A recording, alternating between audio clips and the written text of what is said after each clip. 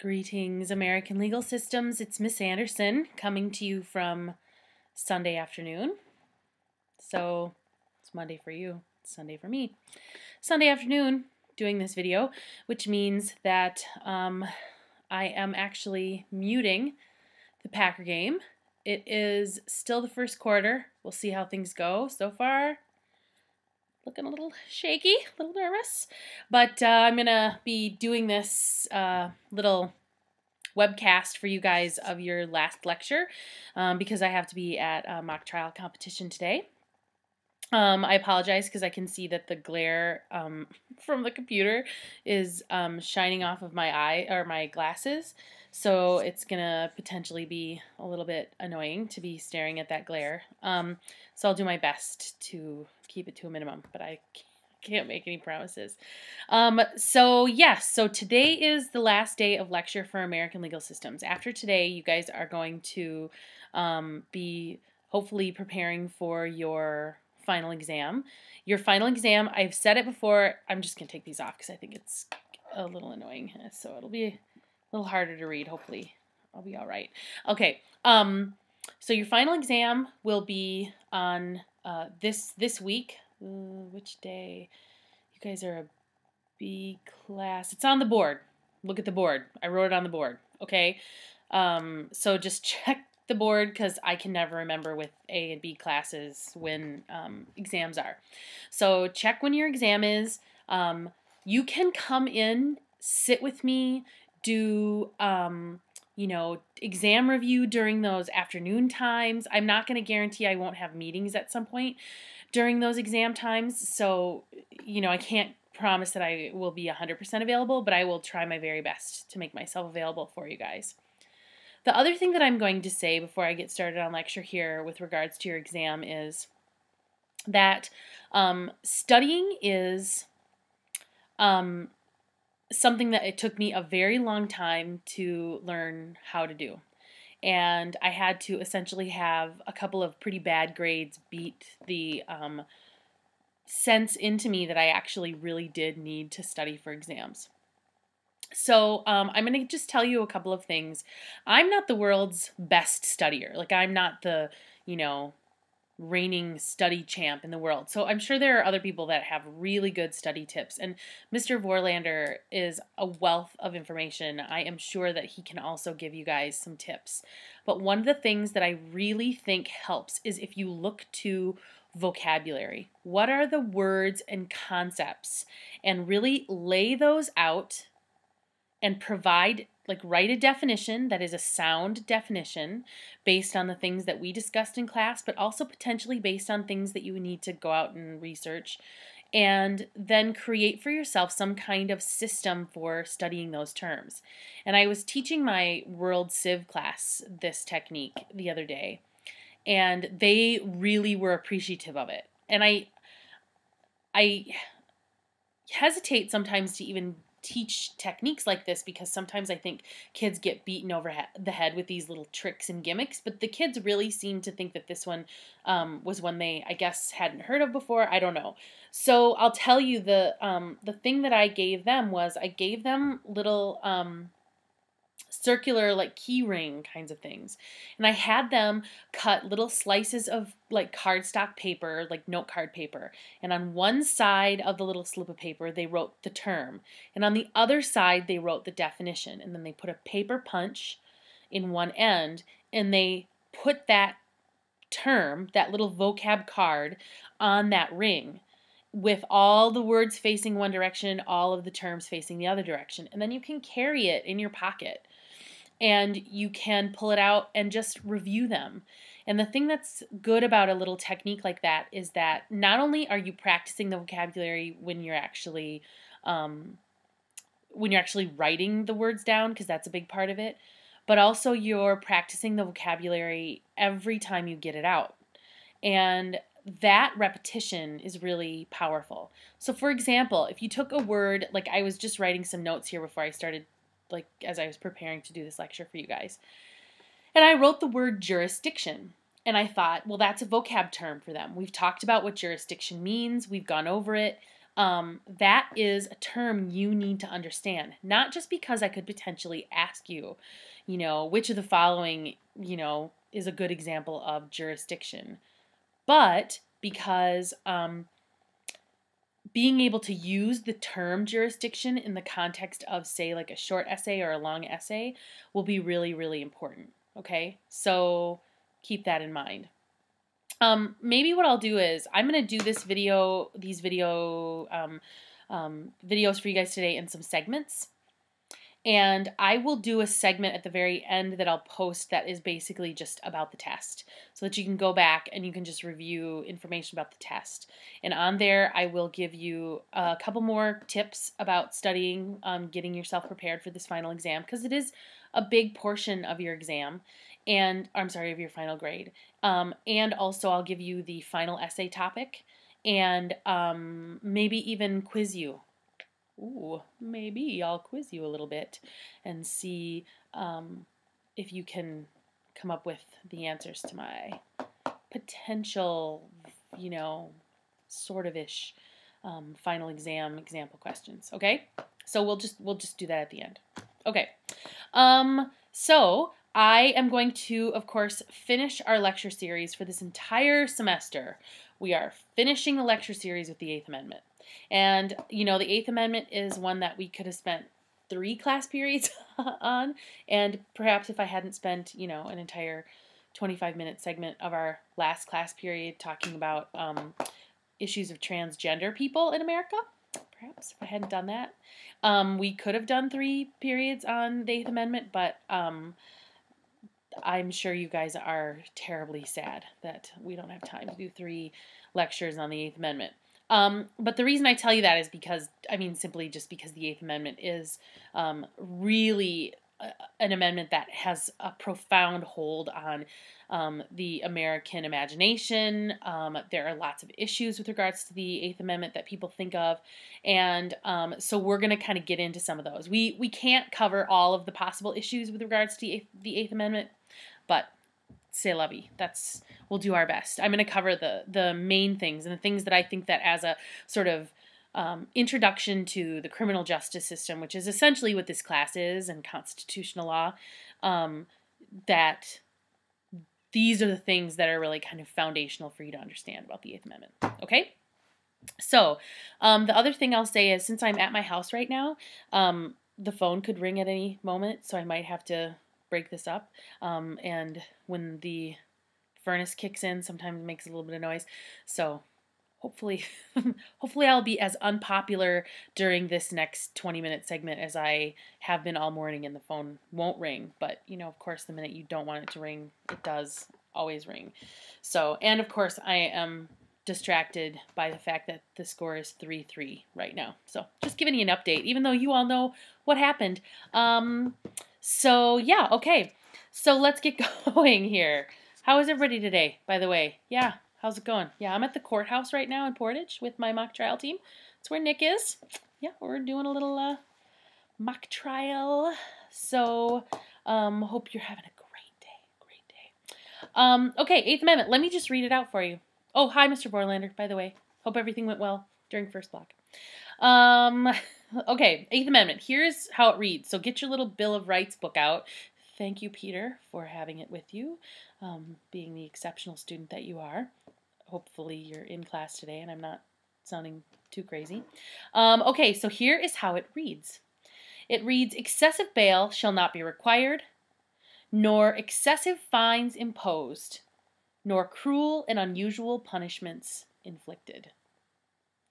It is really one of the shortest amendments that we have read, right? Think about, Congress shall make no law respecting the establishment of religion or prohibiting the free exercise thereof, or of abridging the freedom of speech, freedom of the press. Think about, the amendments that we've spent time on. They're typically long and convoluted, and in some cases extremely confusing in their wording. Like the Second Amendment, what does the Second Amendment mean? The wording is so obscure and so sort of strange that it doesn't seem to make sense. However, the Eighth Amendment, when you read it, seems kind of straightforward, right? Excessive bail shall not be required. All right. Nor excessive fines imposed. Sounds good. Nor cruel and unusual punishments inflicted. Okay, done, right? I guess that's it. But that's not true. That's not it, right? I mean, the issue with the Eighth Amendment isn't that it's long or that it's complicated, but it is essentially that it is ever changing. And also, what the framers did, and sort of what they had to do, was they made the amendment sort of open to interpretation. So when I hear people like Scalia talk about, their originalism kinds of arguments for the Constitution, and in the first term we watched that film about Scalia where he talks about his belief in originalism, that we should interpret the Constitution the way that it was originally intended to be interpreted. And while I really respect Scalia, and he is one of my favorite justices because he is so incredibly smart, the thing that I have an issue with regards to originalism is that when you look at an amendment like the Eighth Amendment, it really is so wide open, and there is so much room for interpretation. It's hard to imagine that a guy like Madison, didn't realize that these amendments would be so highly interpretable.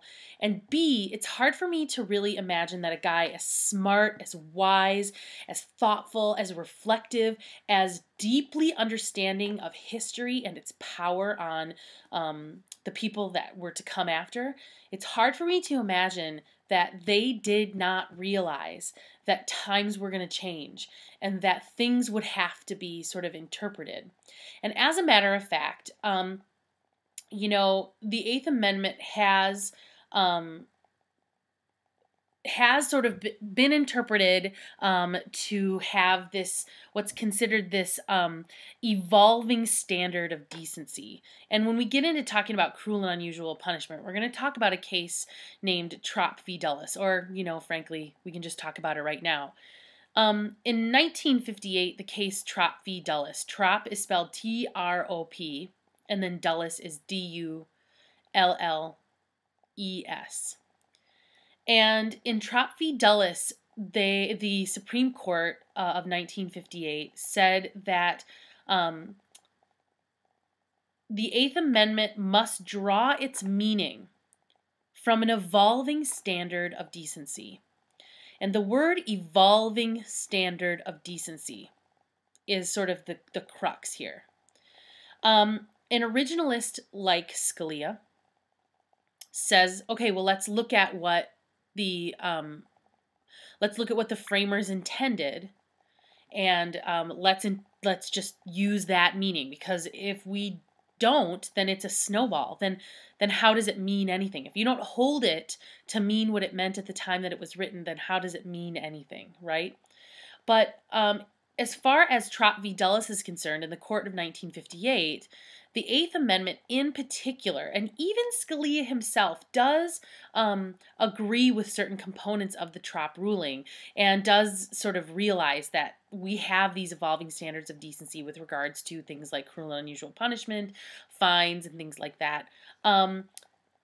But that is essentially what Trop v. Dulles says, is that we in our country have this evolving standard of decency that changes with the times, changes with the people, and with our sort of modern notions of what's right, what's wrong, what's cruel, what's not cruel, what's excessive, what's not excessive, and that the Eighth Amendment has to evolve with that. So it's pretty well established that that's kind of how things go. I mean, imagine, if you will, these amendments were all ratified in the late 1700s. And in the late 1700s, the standard of decency, as far as cruel and unusual punishment is concerned, was fully acceptable to put someone in a wooden barricade with their hands and their feet bound, and allow people in the public square to throw food at them, like for 3 days or a day or 2 days. We don't really have that belief anymore. We don't believe that sort of public humiliation, at least not in that regard, or in that particular form, is appropriate. So we do change with the times. But the first part of the Eighth Amendment is not about cruel and unusual punishment. It's not. It's about something else. And the first part is about excessive bail. And the word excessive becomes the primary issue here, as is the case with a lot of amendments. It's all about the wording and how we interpret it. And this, again, evolving sense of what that means. So let's go back and just read that first segment again. So it says, excessive bail shall not be required. Excessive bail shall not be required. So the first thing we need to just establish is what is bail? What is bail? What's its purpose? And if I was there, I would actually ask you guys to tell me. So here's what I'll do.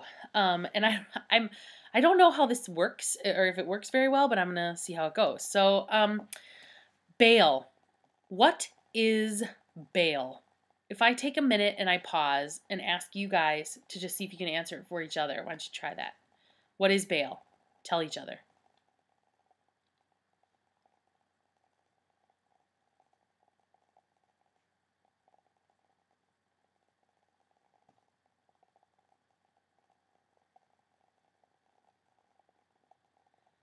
Okay. Bail. I hope I didn't just sit here staring blankly at the screen while you guys, sat staring blankly at each other. I hope you actually just, someone gave a definition of what bail was. So bail, it's money that you pay, right? If you're arrested, you've probably all heard someone say, oh, I can't make bail, or those kinds of things. And bail is something that is fairly misunderstood by common people, because a lot of times people don't realize what the real purpose of bail is. So true or false, the purpose of bail is punishment. True or false? It is false. I hope you said false. The purpose of bail is not to punish, and you guys may have already shared this with each other in the last couple minutes here while you've been chatting, but the purpose of bail, if someone said it, is not to punish, but rather the purpose of bail is to ensure that an individual comes to court. What obviously is a danger when you have a system like ours is that someone can't or someone won't show up for trial. I mean, if you have criminal trial process and you say, okay, you're being charged with murder, you could potentially go to jail for the rest of your life for that crime. Well, all right, then I guess I'll move to Maryland. Like, I'll go somewhere. Forget that. I'm just not going to come to court. So bail is intended to essentially remand people or to tie people to the system so that they have an incentive to come to court. So bail is not a fine. So we'll talk about fines in our next segment. Bail is actually, its purpose is to get people to come to court. But in a system where we have the principle of innocent until proven guilty, how do you fairly essentially make someone pay for a crime that they might not have committed? So if I'm charged, or in this case, let's say it's Peter. Sorry, Peter. If let's say that Peter is charged with a crime, well, he's the presumption of innocence is that powerful component to our criminal justice system. So couldn't one argue that their presumption of innocence is essentially being ignored if they're being forced to pay a fine even before they've been convicted? I mean, how does that work? Right? It actually flies in the face of habeas corpus. And as I was sitting here, I was thinking, I don't remember if we went over habeas corpus, so I'm just going to really quickly give you guys a reminder, or I'm thinking we did go over habeas corpus, but if not, we'll do it here. Habeas corpus, it's a Latin term which means show the corpse or demonstrate that there is some proof that there was a crime committed. And if someone is being, I got to put my glasses back on so I can see. If someone is being charged with a crime, the government has the duty to actually demonstrate that there is some reason to charge them. If not, if they, don't do that, then someone's habeas corpus rights are said to have been violated. So in this case, if Peter's being charged with a crime, and he is required to pay a fine, essentially, or pay, in some cases, bail can be millions of dollars for a crime he's never been convicted of, is that then not a violation of his habeas corpus rights? I mean, nobody's proven that he did anything, and yet here he is having to pay a fine. Well, the framers of the Constitution set forth this provision of bail, and since then, different courts have well defined it and given parameters to it.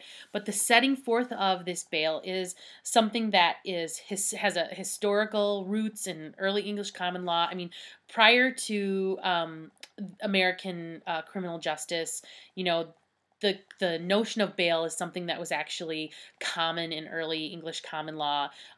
Sheriffs on manors just decided the amount of bail, and sort of arbitrarily could make determinations of bail and things like that.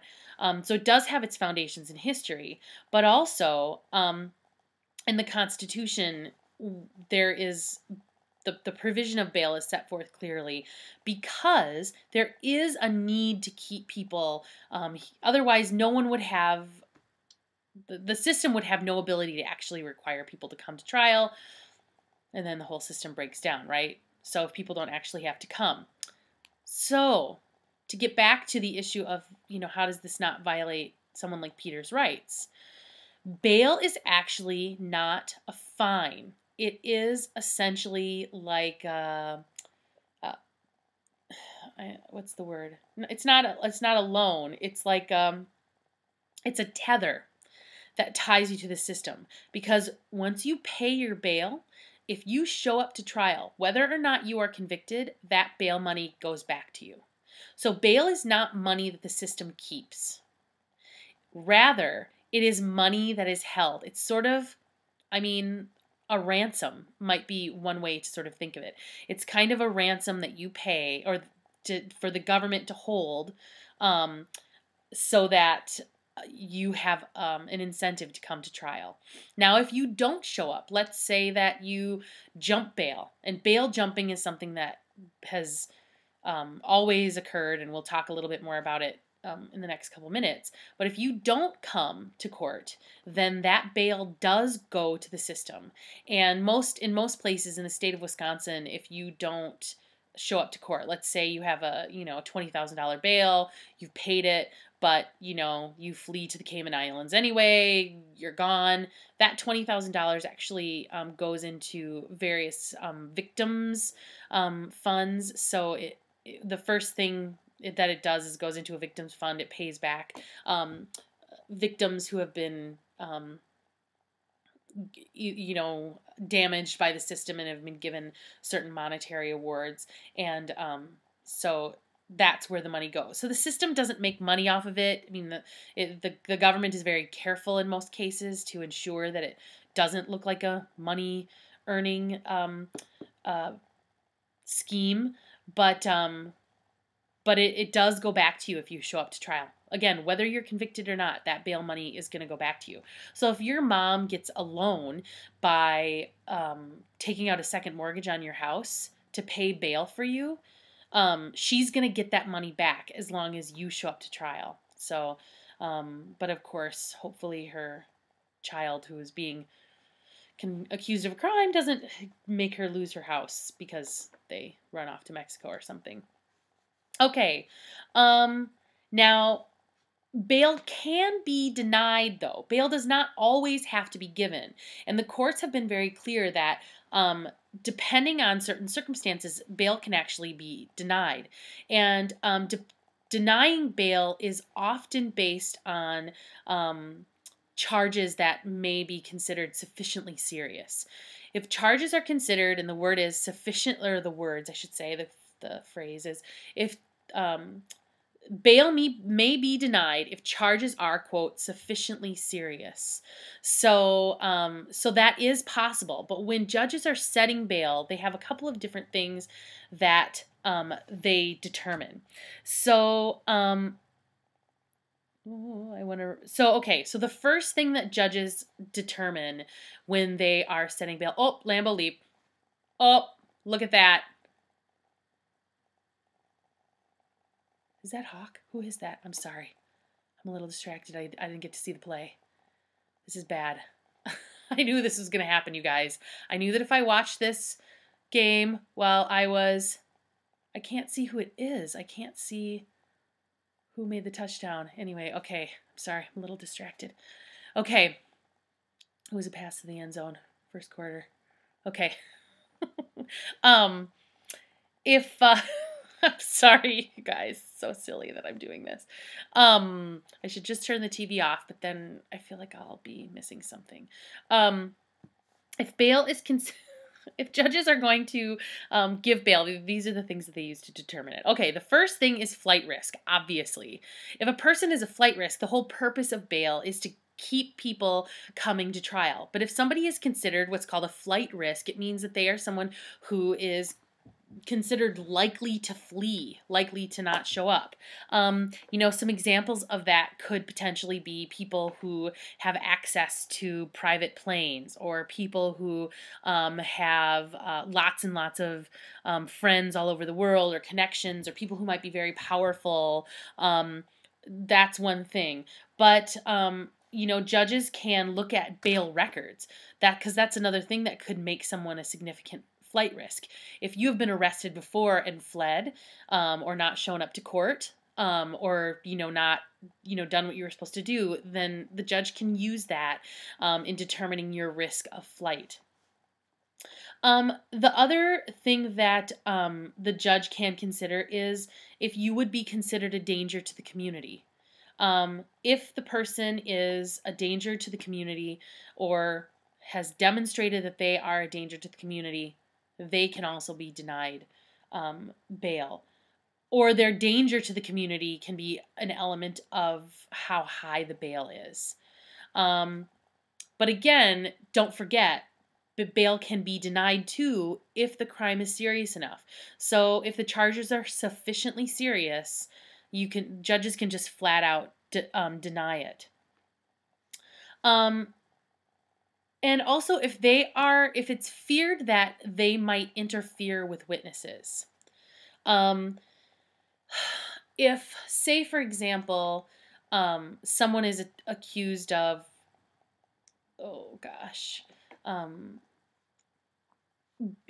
beating up their wife, or, assaulting a family member. If this person has demonstrated a pattern of behavior, of intimidating people or intimidating witnesses, or behavior like that, then the judge could also determine that as grounds for either limiting or making bail very high. But the word is, what is excessive? What is excessive bail? So judges have to make those determinations very carefully. And but judges do have a fair amount of judgment. I mean, they're judges, right? That's why we call it judgment and them judges. And but there are guidelines that judges use. And in the state of Wisconsin, there are different guidelines for different offenses. So depending on the offense, there may be different guidelines. If you're charged with murder, if you're charged with, possession of an illegal handgun, those kinds of things, there are going to be different standards. So when you go to pay a bail, you have different options. You can just pay a cash bail. But very few people can pay $30,000 cash bail, like write a check and just have the government cash it and hold on to that money. So what most people do is they go to a bail bondsman. And a bond is when another individual, a second individual, essentially takes on your bail. Okay? So if someone in larger cities, and I remember when I lived in Minneapolis, this was the case. It's not really the case in Madison, but I don't know. I don't know if I've ever been to the courthouse in Milwaukee, so I don't know if this is the case in Milwaukee. I would suspect that it probably is. But I know in Minneapolis, right across the street from the courthouse, right across the street from where people actually go in to be arraigned, and they have their first court sessions, is a building. And in big glowing lights, it says bail bonds. And that is a business. So there are people who go into business, and they are essentially people who loan, well, it's not exactly a loan. You go into a bail bondsman and you agree to pay that bail bondsman a certain amount of money. And typically you pay it over a period of time. So if your bail is $30,000, let's say, then you sign a paper and the bail bondsman signs a paper. You agree to pay that bail bondsman instead of $30,000. You might agree to pay that bail bondsman. Maybe you're going to agree to pay them $1,000, $2,000, depending on the amount of bail. Okay. And in turn, the bail bondsman goes to the court and says, I will bond this person out. I will pay this bond, and if they don't show up for court, I agree to pay all that money. Does that make sense? So when you get a bond, someone else is promising to pay that money if you don't show up. If it's a certified bondsman, then they actually don't have to pay the court that money on that day. When they would pay that money is if you didn't show up. So when the bondsman makes the decision as to whether or not they are going to give you a bond, part of their determination is based on the same thing that judges make their bail determinations on. They're going to look at your bail history. And if you're somebody who has jumped bail multiple times, if you have no ties to the community, if, maybe you're arrested in Minneapolis, but you're from Florida, and you've jumped bond several times, and they're probably not going to give you a bond because you're paying them a fee, a small fee compared to what your bond is, but you're paying, or a small fee compared to what your bail is, but a fairly significant amount. $1,000 is a lot of money to me. I'm sure it's a lot of money to you guys. And so, they're making money, but they lose money if you don't show up. So if you don't show up and they now have to pay the court $30,000, then typically what a bail bondsman does is they hire people that will actually try to go and find you, depending on how much money you owe them. That's where you get these shows like Dog the Bounty Hunter and all these like awful shows. I have to say I haven't seen very many Dog the Bounty Hunters. I've seen a couple. He is not an attractive man. I'm just gonna go out on a limb and say that. And he is a bounty hunter who essentially works for, and most bounty hunters do, work for bail bondsmen. And those bondsmen need to get the money back. So, or they need to turn this person in. Because if they can turn the person in, typically they don't have to pay that bond to the government. So there is this whole sort of strange field of they're law enforcement, essentially, these bounty hunters. They really don't have the same rules that attach to them as police. A bounty hunter, for example, doesn't need a warrant. A bounty hunter does not need to follow rules like due process. You don't have the right to remain silent with a bounty hunter. All of those different things. And so if you have a bounty hunter who's tracking you down, they can bust your door down, put you in, plastic handcuffs and drag you from Florida back to Minneapolis. And they're not going to get arrested for it. In fact, they're going to get rewarded for it because those bounty hunters are being paid by the bondsman. And typically, the bondsman pays them a percentage or a portion of what that bond is. So their incentive, those bounty hunters, the higher your bond, their incentive is higher to get you back. So if you have a $200,000 bond, which would be a huge bond, you're going to be somebody that they're going to really be looking for. So you're going to have a lot of people out after you. Of course, this leads to a lot of concern that, we essentially have this private law enforcement that's out there in the U.S. operating that doesn't have to follow these same rules. And it's a little problematic,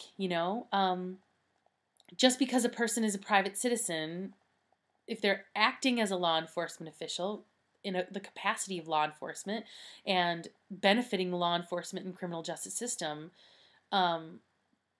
is there a problem with them not having to follow some of these rules?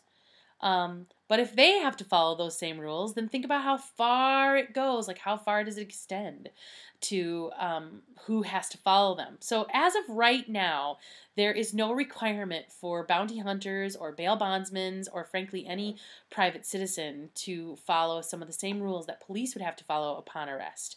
So it's kind of an interesting system, and if you're interested in looking into it, it's one of those things that I'm always just sort of like, wow, that is incredible. So excessive bail shall not be required. So bail is a really significant component of making the criminal justice system work. It has to be in place in order for the criminal justice system to work, because if we don't have bail, then there is no reason for anybody to come to court, and there's no reason for the system to really work. However, excessive bail is the real issue. And that word excessive, judges have to have discretion in the amount of bail that they give, because people have those habeas corpus rights. And because you have the right to be considered innocent until proven guilty, I mean, if I'm being charged with a crime, a serious crime even, but my bail is so far out of, if I've never been charged with a crime before, I own a home in the community, I have a job, I'm sort of an upstanding citizen, well, I should have a right to go back into the community and continue to earn a living, because one of the great prejudices that could fall upon criminal defendants if bail is not allowed is that their lives could essentially be destroyed by just a few months of being incarcerated. And we've talked about when we were talking about the Sixth Amendment that, even though you have a right to a speedy trial, speedy can sometimes mean a year, 2 years, 3 years, depending on the circumstances. And so if I was in jail for 3 months, 4 months, 5 months, me personally, it would devastate me financially. Like, I would lose my house. I certainly would probably lose my job, especially in this financial climate, where but yeah, it would be a pretty huge burden. And then what if I'm not guilty, right?